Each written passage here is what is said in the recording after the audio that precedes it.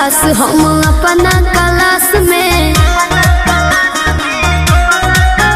लइका करेलो समार बैठे खाती पास में बाबू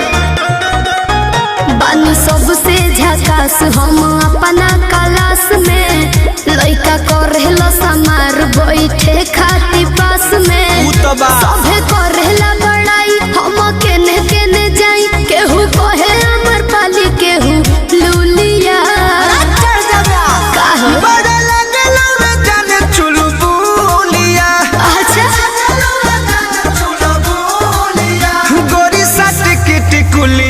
पढ़े जब जानू स्कूलिया पढ़े जब जानू स्कूलिया अरे चुप रहो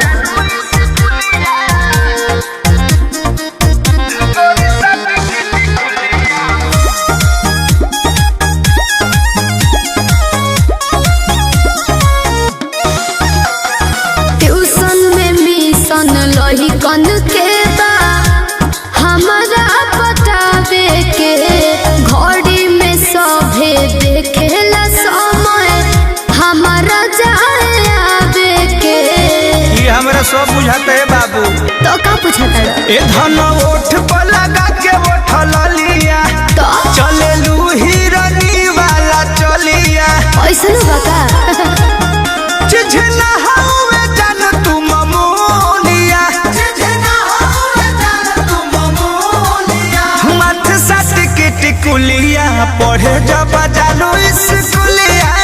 गोरी सट के टिकुलिया पढ़े जब जानू स्कूलिया गोरी सट के टिकुलिया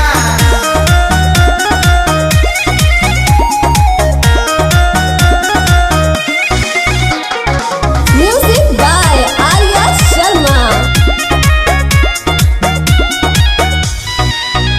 अरे फेरा में हमारा लागल बाड़े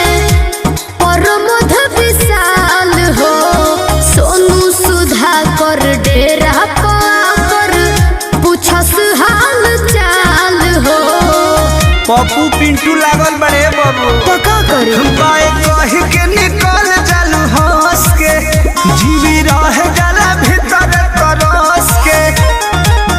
हमसे मजा ले ले सखी तोहर जूलिया हमसे मजा ले ले सखी तोहर जूलिया हे गोरी साट के टिकुलिया पढ़े जब जानू स्कूलिया